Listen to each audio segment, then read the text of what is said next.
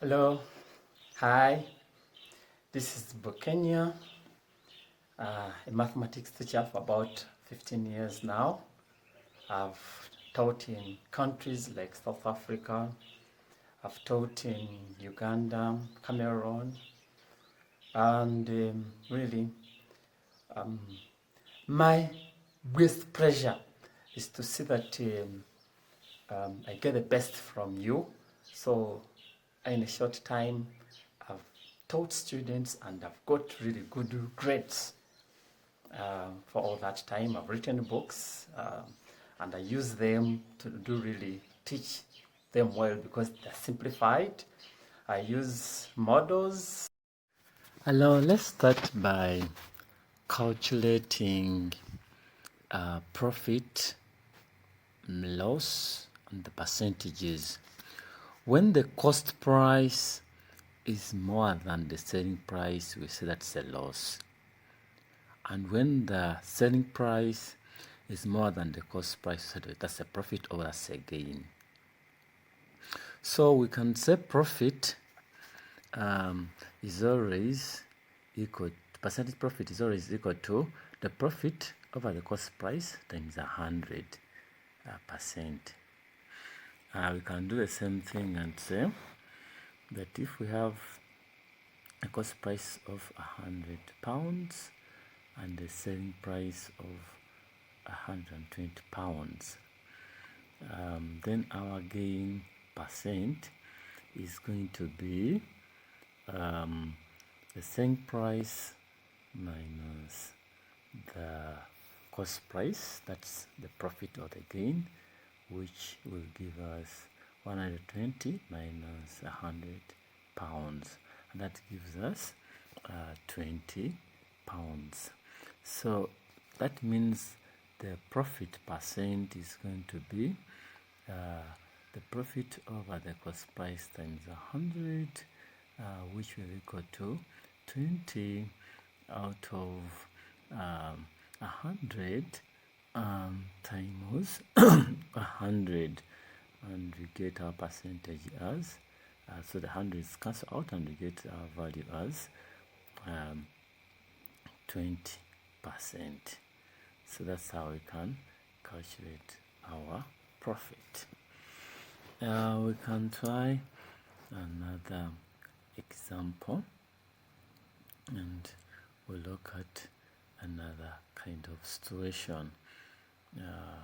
So we have already said that if the selling price is more than the cost price, so we are getting a profit or gain, and the loss now should be the cost price minus the selling price, which now the percentage loss would be loss out of the cost price times 100.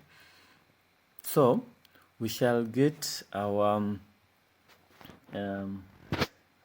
cost price. If we have a cost price, for example, as 1,260, and the selling price is 1,197 pounds. So the percentages can be good as follows. We can say that our loss will equal to the cost price minus the selling price. So we have 1,260 minus 1,197, which gives us 63 pounds. So remember, you have got the costs minus the selling price, so which means we have 63, which is our loss. So the percentage loss will be loss over the cost price times 100, which is going to be 63 out of 1,260 times 100. So when we simplify this, cancel the zeros, we can get the divisors here. If you divide through, we get our answer as 5%. So that means our loss is going to be 5%. If you try another example on this, we can Okay, let us talk about discounts. A discount, is a reduction on the selling price. So you will find all these quotations in the supermarkets and so on about reductions on what they're selling. For example, an $80 coat you want is 20% off this week. How much will it cost? So instead of finding 20% and subtracting, just find 80% of the cost, which means you pay 80% and you're saving 20%. Okay, so the two-step methods you can use, you can either say the $80 times 20%, which gives us 16. 20% is the same as 0.2, and then gives you $16. That's the amount that has been reduced. So 80 minus 16 gives you $64. Or you can use just one step by using the 100 minus 20, which is 80%. So $80 times 80%, or 0.8, gives you 64. Just in one step, you have the answer. So you are paying 80% of that price, which is $64. So that are the two steps you could use if you want to do it like that. Another example, an item price of $60 has a discount of 10%. So if you're using one step, you have said you can always just say 100 minus 10, you get 90. If you're using two steps, you first say 10% of the 60, you get that value, and then you're going to subtract because that means that value you're getting is the exact discount they have been given. So if you say 10%, that is 0.10 times 60, which is 6. Which means say 60 minus the 6, which gives you $54. That's two-step method. In the one-step method, we're saying you're just going to say 100 minus 10, which is 90%, and then you have 90% of the $60, which is 0.9 times 60, and you get your answer right away, which is $54. So you can decide which method is going to be fit for you. Let us try more examples here. We have a shirt here, concept dressing, is $32, but now it is 20% off. What will you pay for this item? We are saying 20% of 32. Now we are going to the two-step method, which is 0.2 times 32, and you get 6.4. So which means you say 32 minus the 6.4, and it gives you the amount you're going to pay. That's a two-step method that we are talking about. If you go through the one-step method, we have seen that you just say 100 minus 20, you get 80, and then you just you use that method. Okay, we have here a skirt, set trousers short. Skirt is marked $110, but it's 40% off. So 40% off, 60% of 110 gives you 0.4 times 110, which is going to be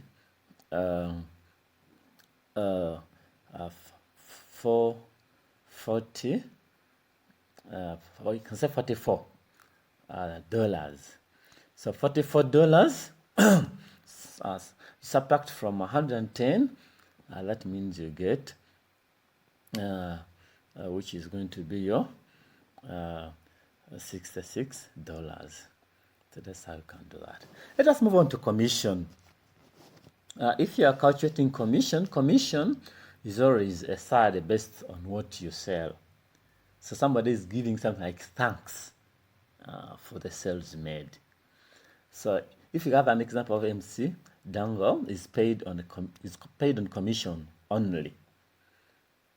We'll look at a good example here. If we have a commission of 5% given to MC Dango, then we look at the sales that were made and say if the sales were for a car and they are, let me say, sales of $40,000 for a car, then we can get the commission this person got as I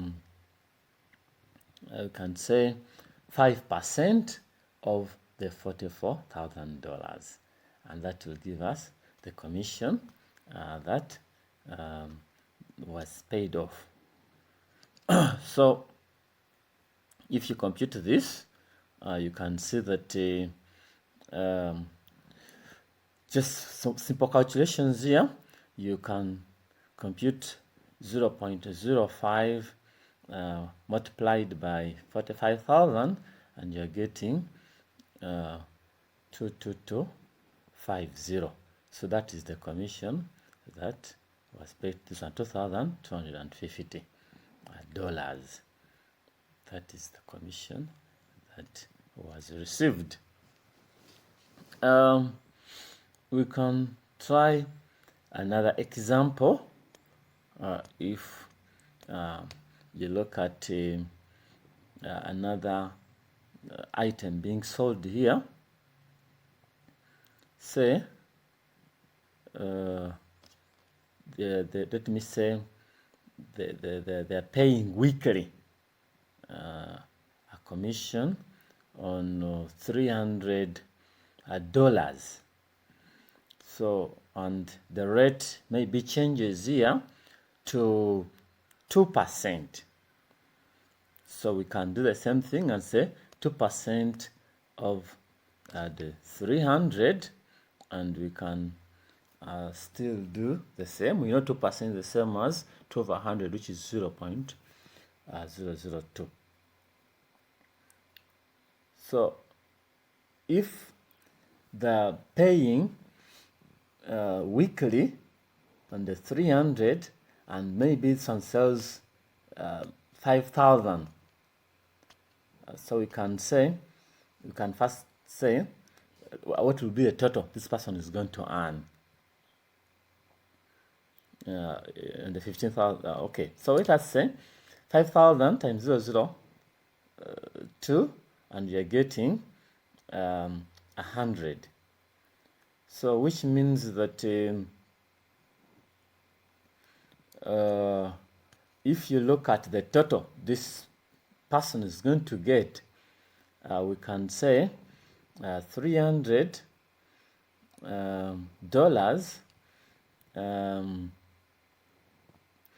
you add on the 100, we shall be getting 400, because remember they're paying this person weekly 300, but there is now 2% on the selling of 5,000. So that means you're paying 300 plus the commission, and that gives you 400.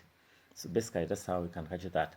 If they're paying at a rate of 13%, and let me say this time the selling the sales made at $2,600, and weekly, say this time you're having an earning of 210. So that means you must get a 210. But now if you make those sales, you are getting commission for the sales. That's what this one is meaning. So actually, you first get the commission, which is going to be 13% of the 2,600, which is 0.13 times 2,600, and you get your commission as 138. So that means you're going to get your weekly earning of 210 plus 138, and you get a total of 210 plus 138, and you get 248. So that gives you, 348. That is the total you're going to get if somebody is being given, and that means a salary of 210 and weekly, and you also have a commission of 13% on the sales. That's how you can do such a calculation. So let us try some more on these examples, and then we can move on to our next discussions on this kind of work. Let us look at foreign exchange. Now, foreign exchange is trying to convert from one currency to another. And now we are looking at some exchange rates here. One Canadian dollar is 0.58 Great British pounds, and one Canadian dollar is 0.88 euros. One Canadian dollar is 78 United States cents. So if you are trying to convert from the Great Britain pound to the Canadian dollar, now you look at, if you're moving from big to small, we multiply. If you're moving from small to big, we divide. So which means you're going to say you're moving from that. If you say, if you want to get one Great Britain pound, that means you divide 1 divided by 0.58, and that gives you 1.7 Canadian dollars. The same thing applies that if you want to move from the euro to Canadian dollars, you say 1 divided by 0.66. So it's like you're dividing both sides by 0.66. If you divide both sides, that means to give you 1 euro is equal to 1 divided by 0.66, which gives you a value of 1.55 Canadian dollars. The same thing applies if you're moving from dollars to Canadian dollars, that United States dollars from Canadian dollars, you say divide both sides by 0.78, which means you're going to get 1 divided by 0.78, which is going to give you 1.28 Canadian dollars. So that's a conversion, which means if you have a value bigger than that, you just multiply. So that's a quick way of doing these conversions. So that's how we can deal with the with exchange rates. You can just either divide. If the value is bigger, you just multiply, and then you get the answer. But the general rule is, if you're moving from small to big, you try to divide. If you're moving from big to small, you just multiply like that. So that is it, how you can convert that. Let us look at how we can calculate simple interest. Now, simple interest is just an extra amount somebody receives after either depositing money in a bank or after somebody has borrowed and it's given. And the formula is interest is equal to principal times rate times time.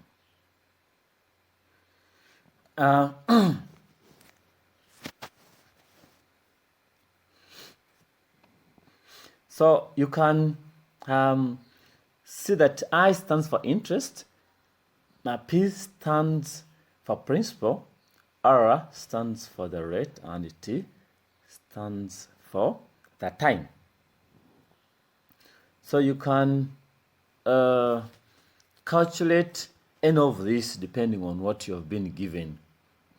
You can calculate according to what you have been given, and you can get either, if you're given the principal and you're looking for interest, you just substitute in this formula, and you can always get what is required. If you have an example,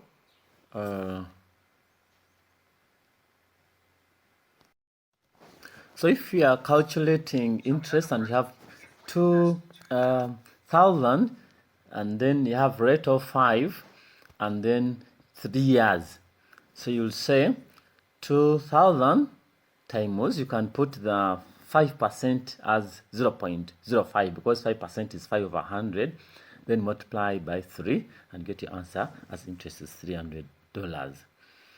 You can try another example. If you have, let me say, the time, and then you also have the rate. Let me say, if you look at some values here, you're given the interest is let me say 240, and you have the principal is not given, but you're having the rate is 8%, which we can say 0.08, and then you have a time of 2 years. So if you're doing this, that means you divide both sides by the 0.08 and times 2, divide both sides and you remain with the p, which means you have 240 divided by the 0.16p divided by 0.16 both sides, then you can get the value of p as the p is equal to that is $1,500. So that's how you can compute that. Okay, so thank you very much for always watching my videos. Don't forget to subscribe, and make sure you can watch the second part of this video where we are going to talk about a business math. We talk about the other parts that involve compound interest, calculating the taxation, hire purchase, and then all other that will be in business math part 2. So always subscribe in, and you can always bring in other members who want to understand more.